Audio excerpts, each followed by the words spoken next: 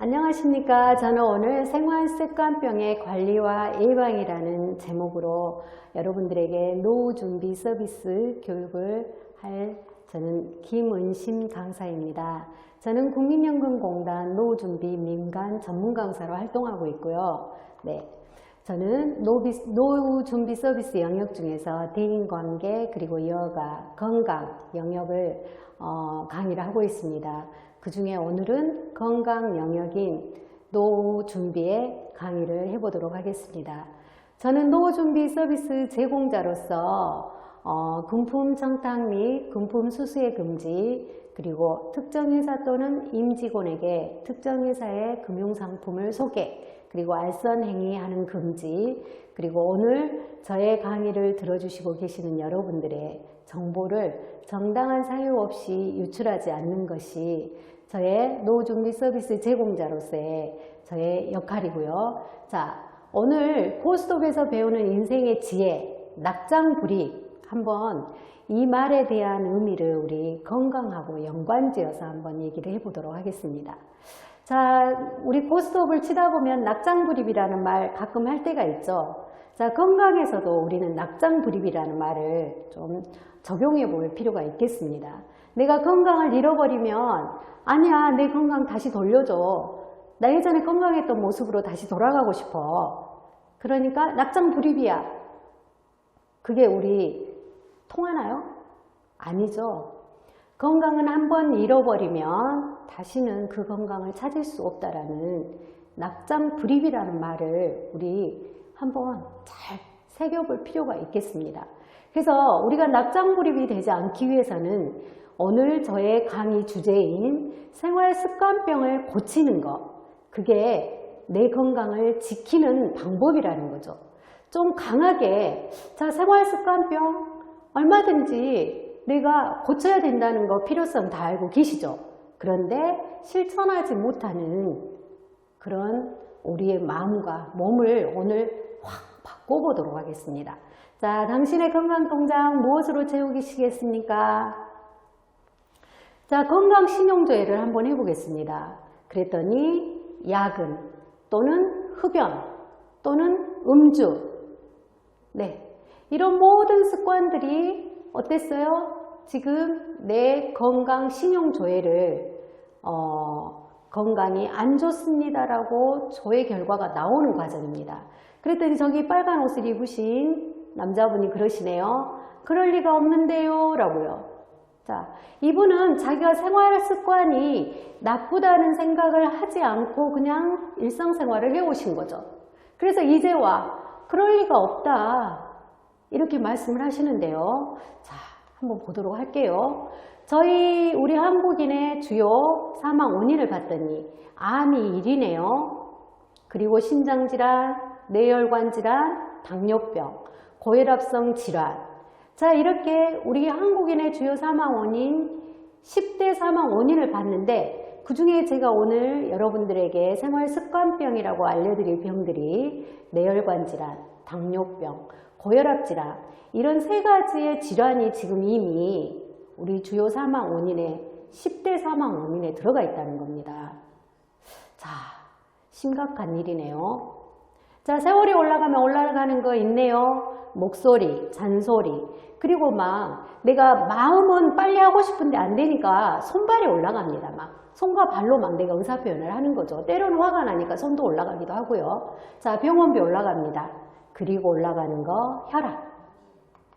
자, 생활습관병 중에 고혈압이란, 자, 먼저 살펴보도록 하겠습니다. 고혈압 증상, 피곤하다, 숨이 차다, 머리가 아프다, 어지럽다, 그리고 얼굴이 빨개진다, 손발이 저리거나 부어오른다, 이런 증상들이 있네요. 그런데 이걸 꼭 우리가 고혈압의 증상이라고 말할 수는 없을 것 같습니다. 왜? 저는 평상시에도 혈압이 없지만 얼굴이 빨개지기도 합니다.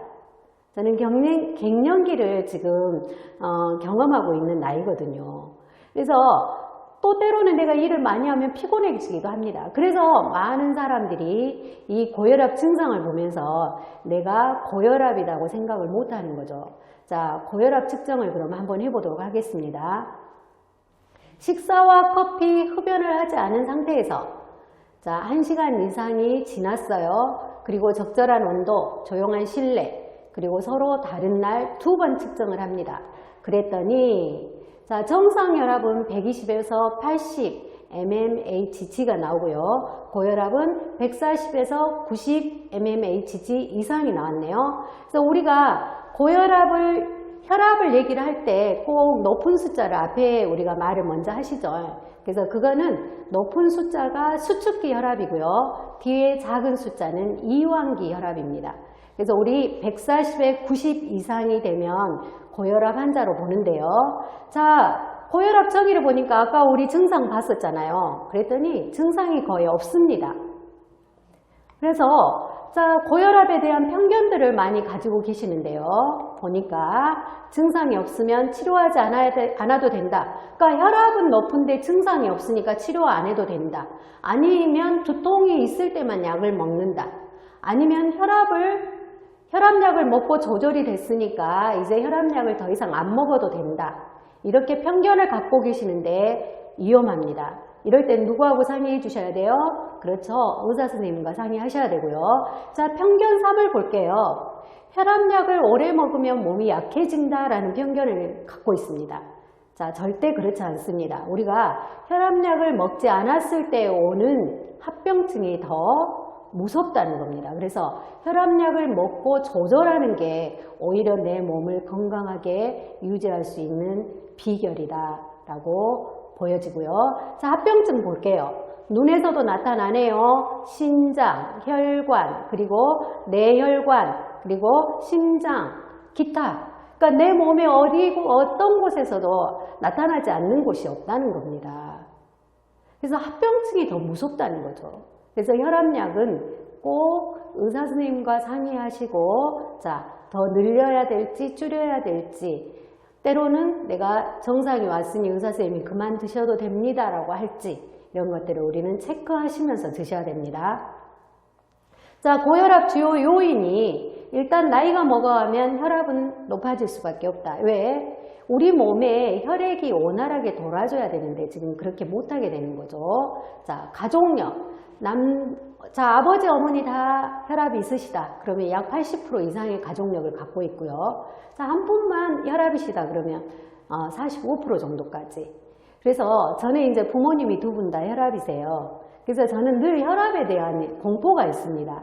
그러면 저는 어떠겠어요? 자, 혈압이 있음으로써 이런 나에게 질병이 올 거를 저는 알고 있기 때문에 저는 식습관, 아침, 점심, 저녁을 정말 잘 먹으려고 노력하고요. 운동도 열심히 하려고 합니다. 이렇게 지키려고 애를 쓰는 거죠. 자, 비만, 운동 부족. 자, 운동이 부족하면 우리가 비만이 올 수 있겠죠. 자, 비만이 되면 운동하기 싫어져요. 자, 흡연을 함으로써 우리가 고혈압 약을 드시는 것들의 약효과를 떨어뜨릴 수도 있고요. 소금, 나트륨을 너무 많이 드시는 것도 문제가 될 수 있고요. 과음, 그러니까 적당히 한두 잔 정도는 괜찮겠지만 폭주를 하신다든지 이런 것도 우리가 피해야 될 요인이고요. 스트레스, 그래서 스트레스를 안 받을 수는 없습니다. 그렇지만 조금 받더라도 빨리 잊어버리려고 하는 습관들, 자, 이런 것들을 우리는 잘 조절해 주셔야 되고요. 자, 생활 습관을 고쳤더니 그럼 고혈압이 얼만큼 조절이 되느냐?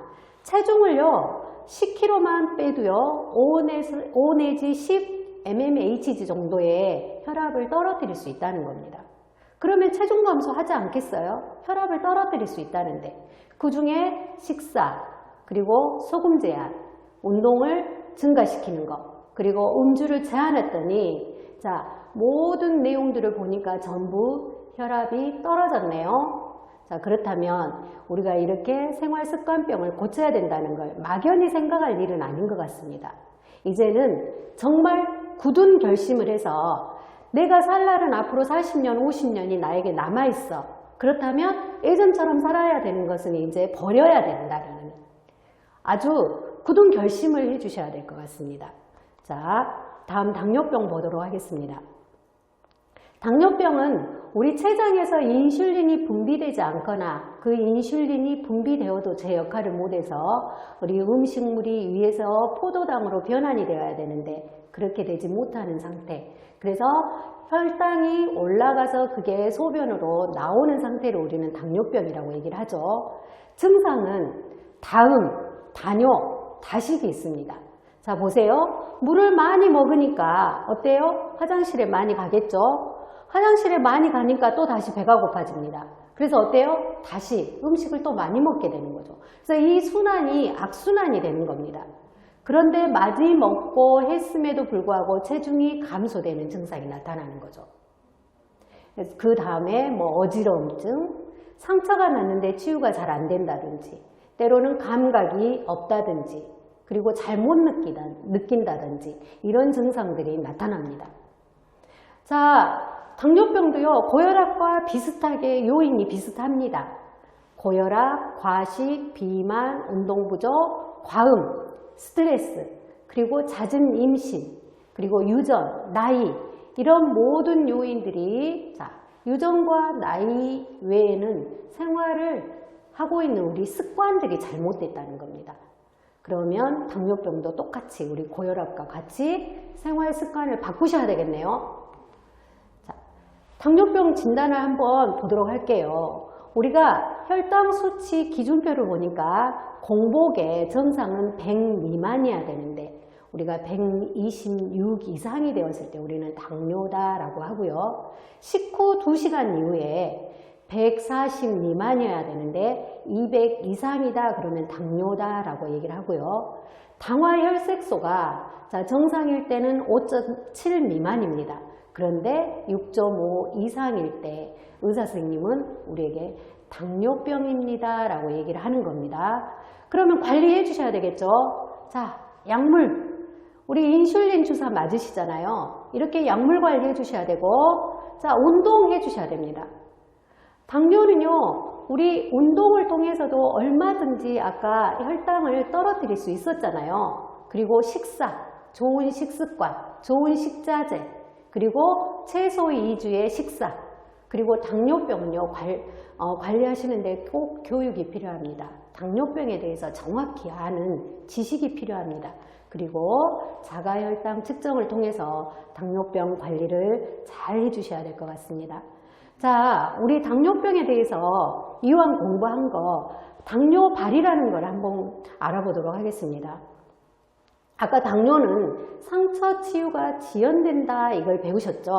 그래서 우리 발가락의 그 발톱은요, 사실은 일자 발톱을 잘라 주셔야 되거든요. 왜냐하면 발톱에 그 양가에 있는 발톱들이 살을 파고들어서 이 상처가 났는데 이 상처가 잘 낫지 않습니다. 당뇨병은. 이 모든 게 혈액순환이 원활하게 되지 않는 상황이거든요. 그래서 그 상처로 인해서 발을 우리가 절단할 수 있는 상황까지도 올 수가 있거든요. 그래서 당뇨병은요, 사실은 병원에 입원했다 그러면 이 발로 인해서 약 40% 이상은 병원에 입원을 하시는 겁니다. 그래서 우리 이 보시는 사진들, 그림들 잘 보시고 잘 관리해 주셔야 당뇨병 발 관리가 되는 겁니다. 자, 이제 뇌혈관 질환 한번 알아보도록 하겠습니다.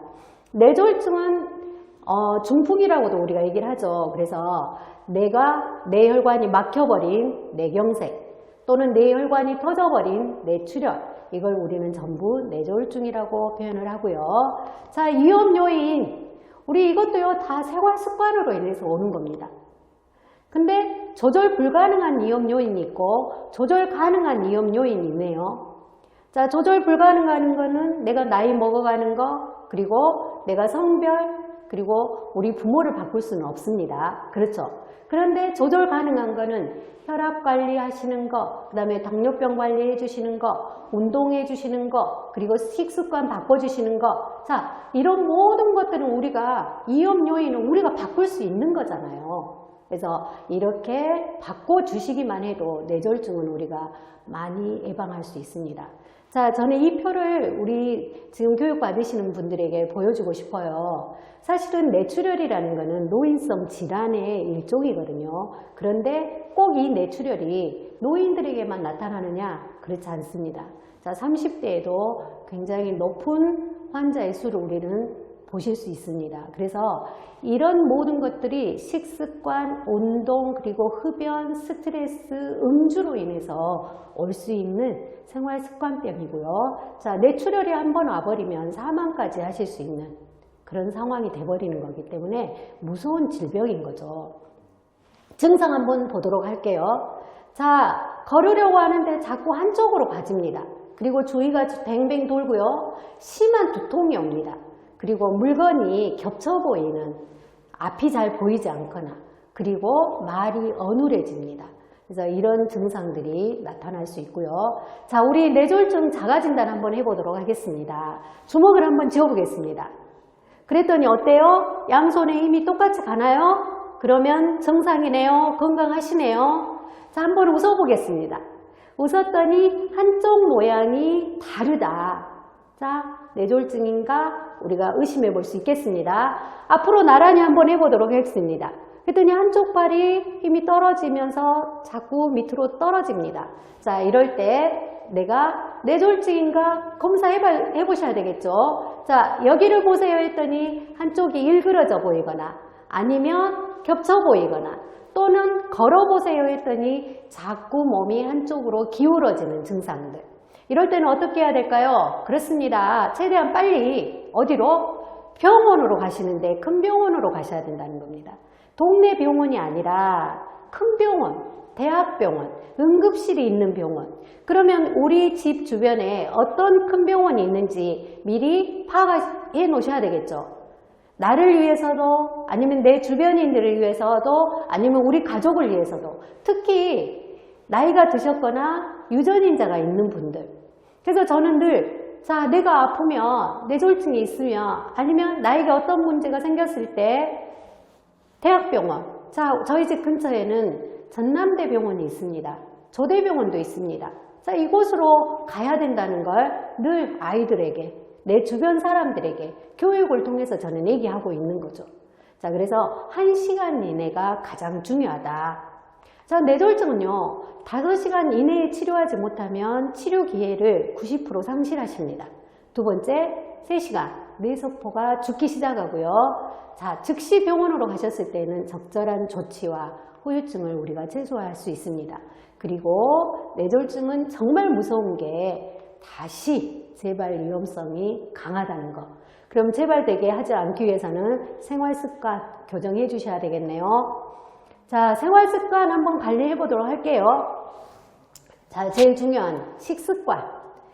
자, 첫 번째, 내가 지금 식사를 어떻게 하고 있느냐, 규칙적으로 하고 있느냐, 아니면 내가 밤에 지금 너무 많이 음식을 섭취하고 있느냐, 아니면 어떤 때는 안 먹다가 어느 날 너무 많이 먹고 있지 않느냐, 그리고 음식을 천천히 음미하면서 드셔야 되는데 후루룩 지금 음식을 너무 급하게 마시고 있지 않느냐, 또 평소에 내가 물량을 얼만큼 마시고 있느냐, 그리고 식사를 할 때 채소를 먼저 드시고 나머지들을 천천히 잘 드시고 계시는지 자 체크해 보셔야 되고요.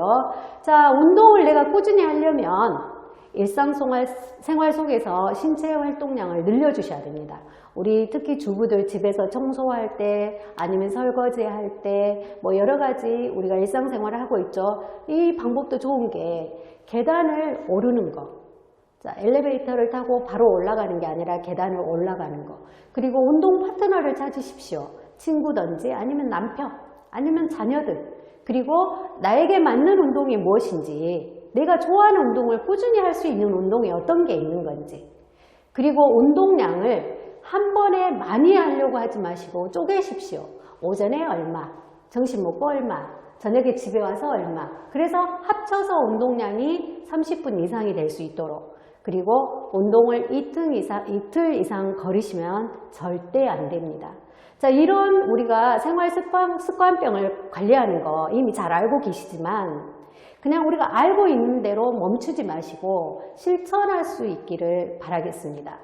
자, 또 이런 음주, 흡연, 그리고 스트레스, 다이어트 이거 전부 관리해 주셔야 되고요. 자, 다시 고스톱으로 돌아와 보도록 하겠습니다. 피박. 쓸데없는 피가 나에게 얼마나 중요한지를 우리가 깨우쳐야 된다는 거죠. 사소한 것이 결코 소홀히 보지 않아야 된다는 거. 근데 이 습관이, 생활 습관이 사소한 것이지만 내 건강을, 내 노후를 준비하는 좋은 요소, 요인이 될 수 있다는 거 기억하시기 바랄게요.